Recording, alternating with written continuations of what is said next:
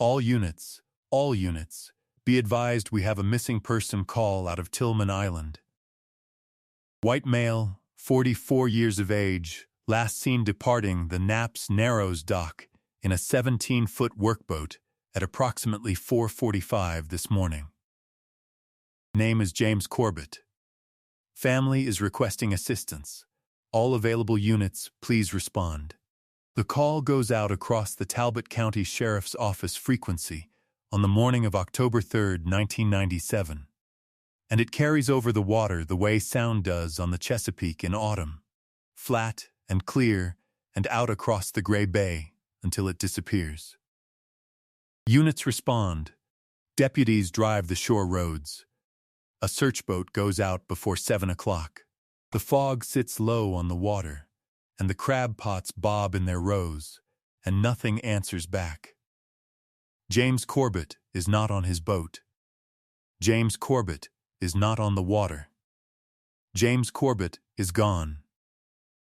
This is October 3, 1997, the beginning of a 27-year search for the truth about what happened to a waterman who left the dock before sunrise and never came home. A search that would finally end not because a witness came forward, not because new technology emerged, but because a cold case detective sat down with a 27-year-old file and read it the way nobody had ever read it before. But to understand what she found and why it had been there all along, you first have to understand who James Corbett was. Tillman Island sits at the tip of a narrow peninsula off the Maryland eastern shore, connected to the rest of Talbot County by a drawbridge that opens for the workboats and closes for everything else. And in 1997, it was one of the last places on the Chesapeake where the old way of doing things still held. The men who worked those waters went out before light and came back by afternoon, and the women who kept the houses and the accounts knew the tides as well as their husbands did, because in that kind of life, the tides were everyone's business. There were maybe 500 people on the island year-round, and the community had the particular density of a place where everyone shared the same weather, the same water, and the same precarious livelihood. People looked out for each other not out of sentiment, but out of necessity. Because on a strip of land that narrow, if you didn't look out for your neighbor, there was nobody else to do it. James Corbett had crabbed the bay since he was 15 years old, following his father onto the water the same way his father had followed his grandfather.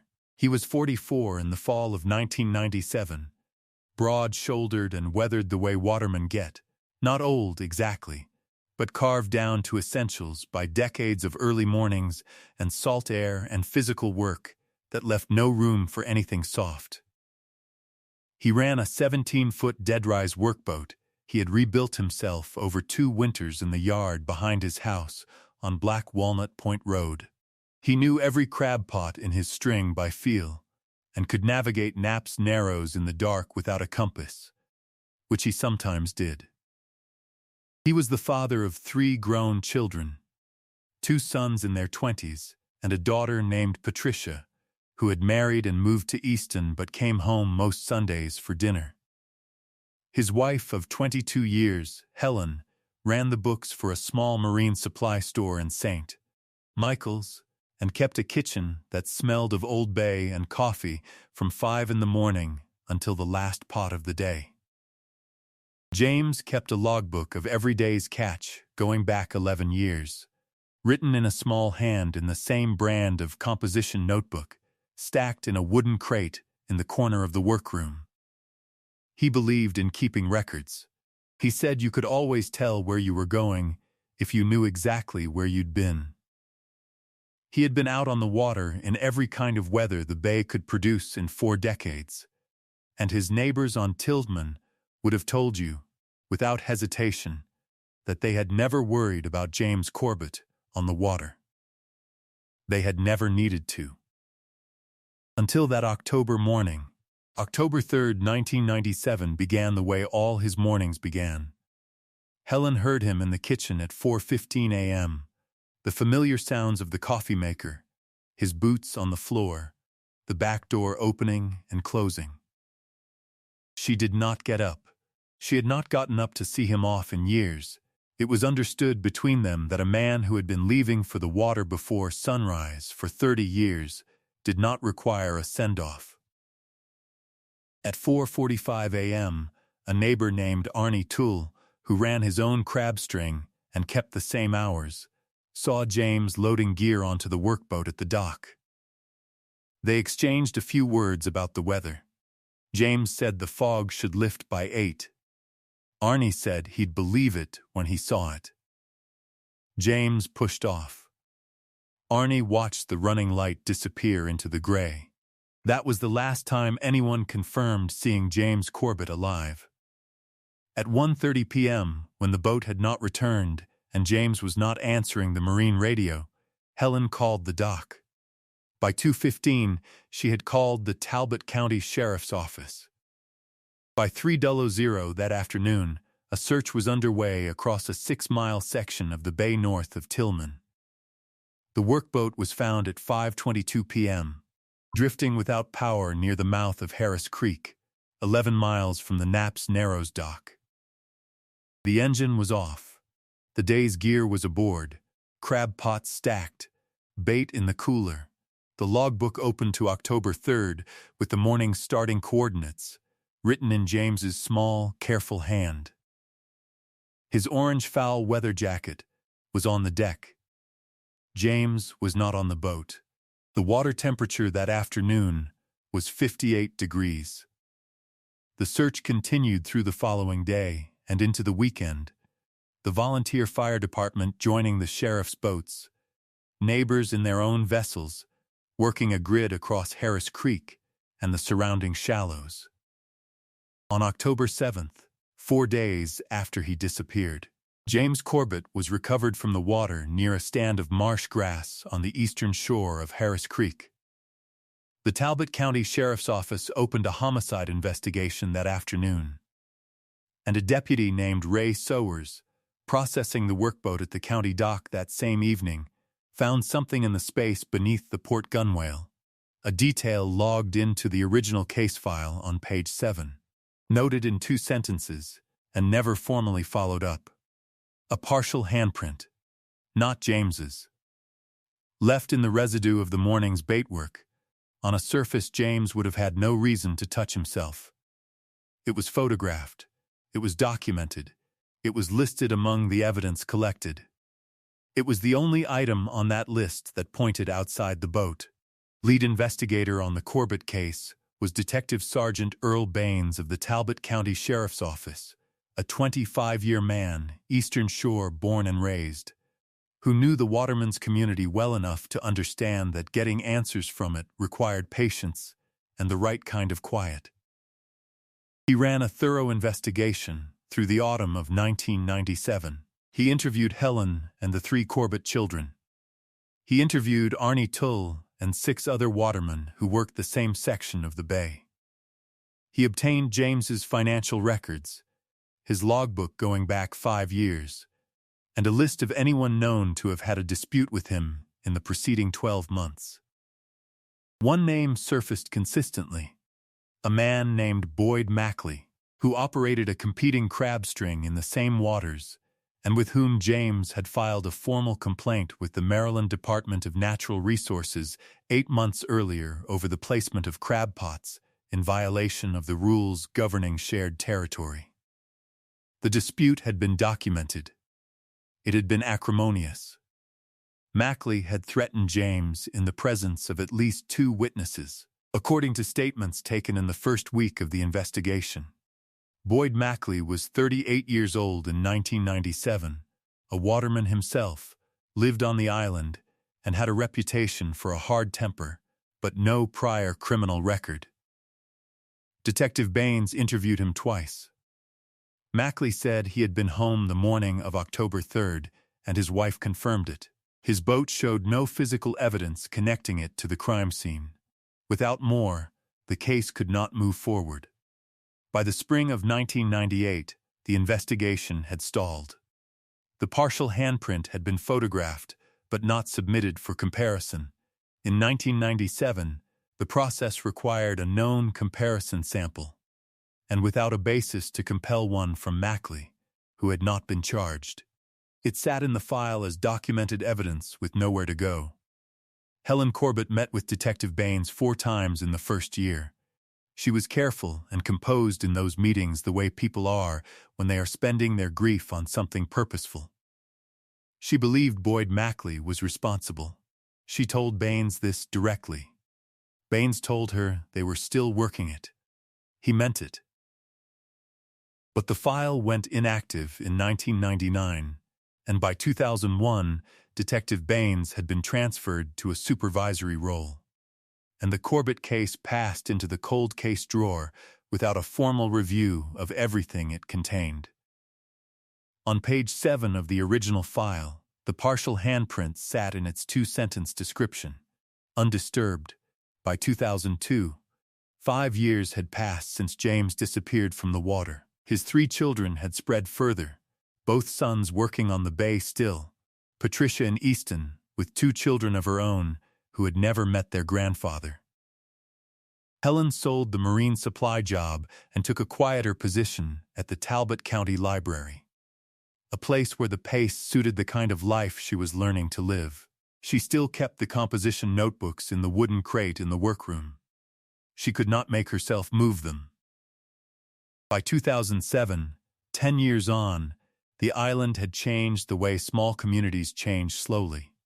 A few houses sold to summer people from Annapolis, the waterman population shrinking as the bay harvests thinned, the old ways persisting, but with less certainty than before. Boyd Mackley was still on the island, still working his string, still living in the house he had always lived in, driving the same roads, drinking coffee at the same counter at the restaurant on the main road on Tuesday mornings. He had never been charged with anything. By 2012, 15 years after James's death, Patricia Corbett Haynes began a formal effort to have the case reviewed. She wrote to the Talbot County Sheriff's Office annually starting that year, requesting a cold case review. She received acknowledgments. She did not receive reviews. She kept writing. By 2018, 21 years on, the wooden crate with James's logbooks was still in the workroom of the house on Black Walnut Point Road. Helen was 71 years old. The most recent notebook, October 1997, a single entry, was on top of the stack. She had never opened it after the day the deputies returned it. In 2021, Talbot County established a cold case review unit within the sheriff's office, a single detective assigned part-time to inactive homicide files. The detective assigned was a woman named Investigator Diane Cho, 36 years old, who had spent 8 years in the Baltimore City Homicide Division before moving to the Eastern Shore with her family and joining the county. She was given a list of cases in the order they had gone inactive. The Corbett file, Case 97-1003, was near the top. Every case on this channel represents weeks of digging through records, verifying facts, and piecing together real lives that were lost. If you want us to keep uncovering the truth behind stories like this one, please take a second to like this video and subscribe. Drop a comment letting us know where in the world you're watching from. Your support is what makes this possible. Now, let's get back to James. The case had been cold for 24 years when Investigator Cho pulled it. It would not be cold much longer. Investigator Cho read the Corbett file from the beginning over 2 days in November 2021. She read Detective Baines's interview notes. She read the evidence log. She read the witness statements taken in the first 2 weeks of the investigation, working through them in the order they appeared in the file, which was roughly chronological. On the 19th page, she stopped. It was a witness statement taken on October 8, 1997, 5 days after James's disappearance, from a man identified as a seasonal dock worker named Thomas Gruber, address listed as a rental unit on the island. Gruber had told the interviewing deputy that on the morning of October 3rd, at approximately 4:30 a.m., he had seen a second boat leave the Naps Narrows dock shortly after James's workboat. He had described the boat. He had described the running light configuration. He had said the boat followed the same heading as James's. The deputy had recorded this, had noted Gruber's address, had filed the statement. There was no follow-up interview on record, no notation that Gruber had been contacted again. When Investigator Cho checked the address listed in the file, she found it corresponded to a rental unit that had changed tenants 4 times since 1997. Thomas Gruber had never been recontacted. She leaned back in her chair and read the statement again. What Gruber described, a boat leaving the same dock, on the same heading, minutes behind James Corbett, was the most direct evidence in the entire file of someone following James onto the water that morning. It had been taken, logged, and set aside. Nobody had gone back to ask Thomas Gruber what else he remembered. Nobody had asked him to describe the boat more specifically, to describe the person at the helm, or to look at a photograph of Boyd Mackley's vessel. Nobody had found him and asked him anything at all. Investigator Cho began a search for Thomas Gruber. He was not a difficult man to find. He had simply moved, as seasonal workers do, and was now living in Cambridge, Maryland, 22 miles away, where he had worked as a marine mechanic for the past 16 years. She called him on a Thursday afternoon. He answered on the second ring. She told him she was calling about the James Corbett case. She asked if he remembered it. "I always wondered why nobody came back to talk to me," he said. She drove to Cambridge the following morning. What Thomas Gruber told Investigator Cho in that conversation, and later confirmed in a formal recorded statement, was that on the morning of October 3rd, 1997, the boat he had seen leave Naps Narrows dock minutes behind James Corbett belonged to Boyd Mackley. He knew Mackley's boat. He knew the profile of it in the dark, and he had identified the running light configuration correctly in his 1997 statement without knowing, at the time, whether anyone would care. Nobody had. With a new witness statement and Gruber's identification, Investigator Cho obtained a court order compelling Boyd Mackley's DNA. It was submitted for comparison against the partial handprint photographed on James's workboat in October 1997. Evidence that, unlike the Washington case, had been submitted for analysis years earlier, but had produced no match against existing profiles in the database. The partial handprint had been waiting for a known comparison sample for 24 years. The results confirmed the match. Boyd Mackley was 65 years old in the spring of 2024, and still living on Tillman Island, the same house, the same truck, the same Tuesday morning coffee at the counter of the restaurant on the main road. He had outlasted the investigation by more than 2 decades. He had outlasted Detective Baines's active career. He had outlasted the certainty, held by some who knew him, that the law would eventually catch up. On the morning of April 14th, 2024, Investigator Cho and 3 Talbot County Sheriff's deputies drove the bridge onto Tillman Island at just after 8 o'clock. It was a clear morning, the bay flat and silver in the early light, the way it looks in autumn and spring when the season is turning and the water holds the sky. Mackley was in his yard when the cars pulled in. He watched them come. He set down what he was carrying. Investigator Cho told him he was under arrest for the murder of James Corbett. Mackley looked past her, toward the water. He was quiet for a long moment. "I figured it would come," he said. Eventually, he was placed in custody without incident. On Tillman Island, the news moved the way news moves on a small island, immediately, and with the weight of something long suspected that had finally been confirmed.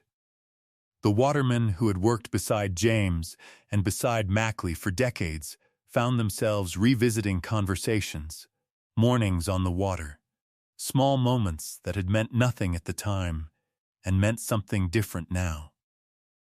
The disbelief was real, and then it gave way to something quieter and older.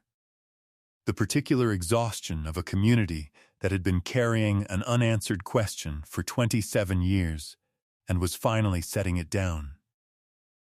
Records filed with the Talbot County Circuit Court confirmed that Boyd Mackley was charged with first-degree murder.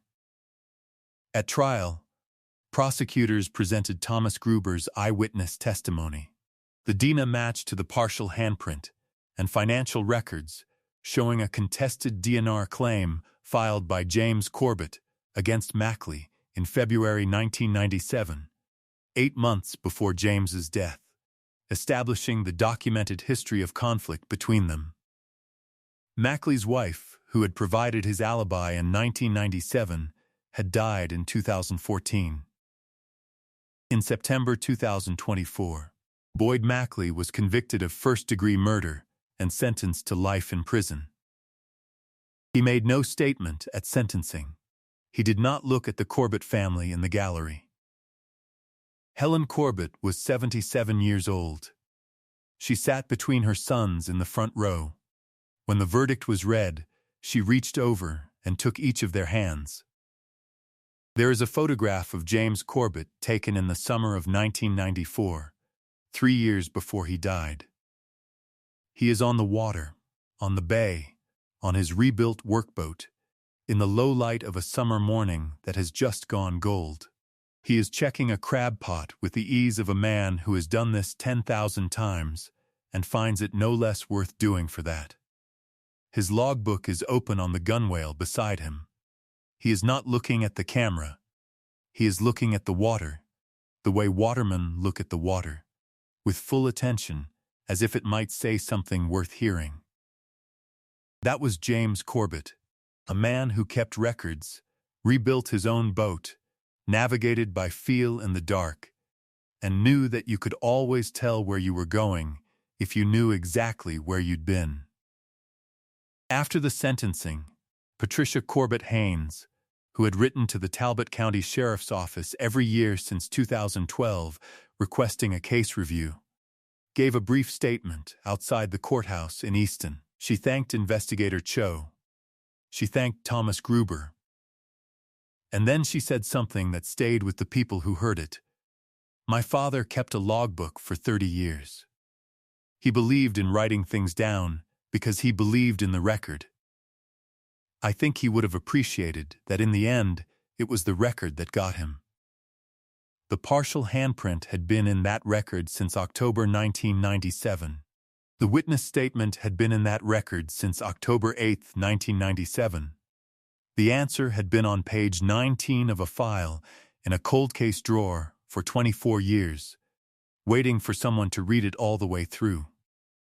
Investigator Diane Cho subsequently presented the Corbett case at a Maryland State Law Enforcement Conference on cold case methodology, where her approach, a systematic rereading of the full original file before any new investigation steps, was adopted as a recommended protocol for cold case review units across the state. The bridge onto Tillman Island still opens for the workboats. The bay is still gray in autumn, still silver in summer, still wide in the way that makes the sky look larger out there than it does anywhere else. James Corbett is still gone, but the water and the record he kept on it finally told the truth. What detail strikes you most?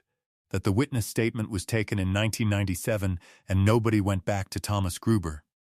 Or that the partial handprint was there from the beginning and sat unmatched for 2 decades? When a suspect gives an alibi that is later impossible to verify because the alibi witness has died, what does that do to your confidence in the original investigation? And what does it mean for justice that Boyd Mackley lived freely on that same island, drinking his Tuesday morning coffee, for 27 years? Leave your thoughts below. We read every one. Justice found James Corbett after 27 years. Stories like his remind us that truth, however late, always finds its way to the light. If you believe that too, subscribe so you don't miss the next case. And if you want more solved cold cases, the links are waiting in the description. Thank you for watching.